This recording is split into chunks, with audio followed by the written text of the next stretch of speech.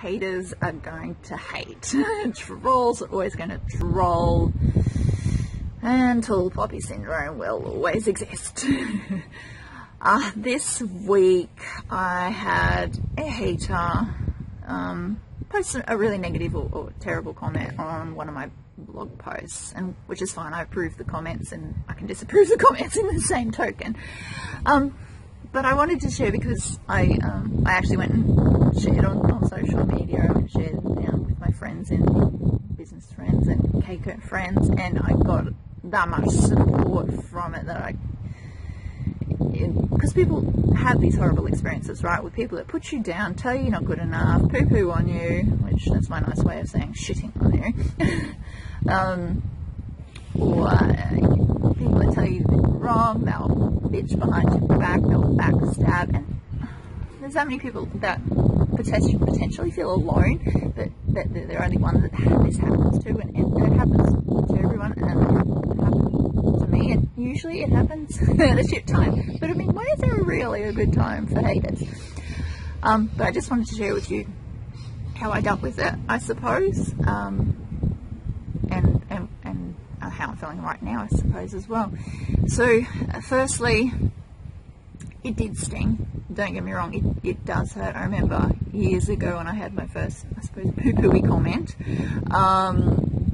I cried a lot. I felt personally attacked. I felt unsafe. Yeah, really terrible stuff, really. And I remember crying for days, I think, really, really upset and depressed for days. And then I spoke to my sister about it, and I talked to some people about it, and I got a little bit better. They're like, you know, you got to learn to be tougher, have that thick, leathery skin, water off a duck's back, blah, blah, blah. And we hear it, but it's really, really hard to do, I suppose. But it still stung. Like, I've had years of several different haters. Some of them like to keep popping their head up, and some of them are just cray-cray, crazy. That's all right. It takes all colours to make a rainbow. But it did sting. It did bite. The tears did prickle, and I wanted to retaliate. I mean, that's usually, you know, the fight or flight natural way about us. I wanted to fight, but then I stopped. I took a breath, and okay, I know the rules. I'm not going to do that. And I decided to go share in Facebook groups, actually, with friends. These are safe Facebook groups to me. They have my friends in there. They have business friends or caking friends. They're my peers. They're people that know me and understand me and like me. Let's say that. I went to people that like me, rather than allowing the person who doesn't like me to dictate to me how I should feel. I went to people that like me because they know me. And they of course said, you know, you rock, of course. And then I went to the motto of haters and trolls and tall poppy people, tall poppy syndrome people: delete, ban, block. That is the rule, and it is my motto. I am the mofo queen of delete, ban, block. I can do it in a heartbeat. But that is what you do with haters and trolls and poo-pooing people.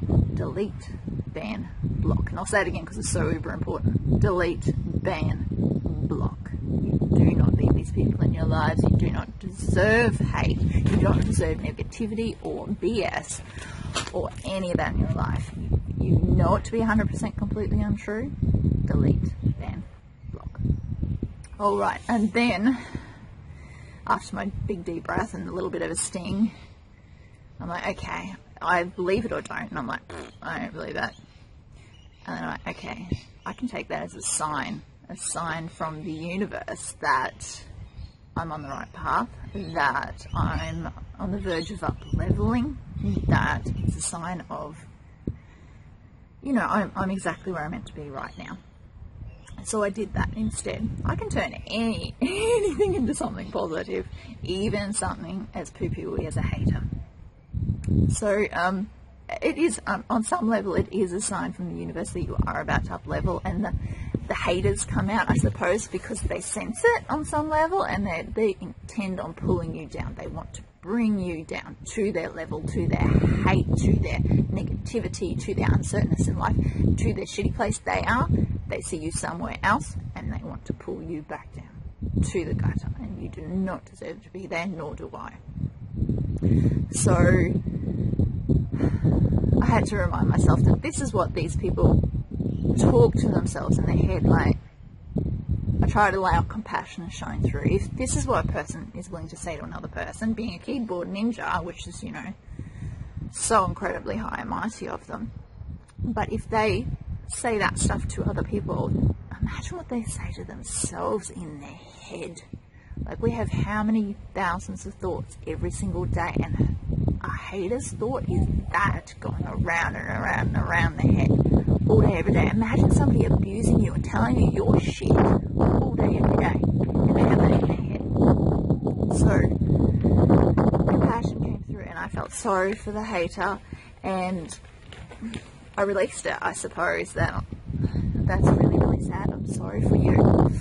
And then, like I said, I took it as a sign from the universe. And I went back to social media where I'd shared it, and you know what? There was dozens and dozens, possibly hundreds of positive comments going, you know, what you do is amazing. You share so much. You're kind with your information and thoughtful and caring, and the other person, not so much. But not to talk myself up, but essentially they reconfirmed everything that you know, right? So by sharing with people, they will reconfirm of your soul, of your center, of your truth. You'll know after that, or remind yourself of it. You knew it anyway. I just had a little kid walking past. Okay, so my experience of the hater.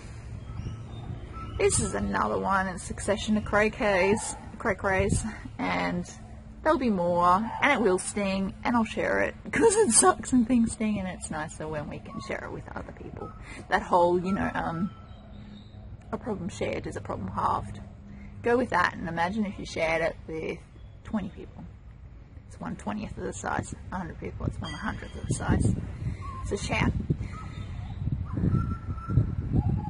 If you've had a hater or a troll or a Cray-Cray, firstly, I'm sorry. That sucks. And I'm happy to be one of those, you know, 20 people, one of those 100 people that you want to share it with and halve that problem. So feel free to tell me. Come on over to RebeccaIsland.com or email me or Facebook message me. I'm here for you.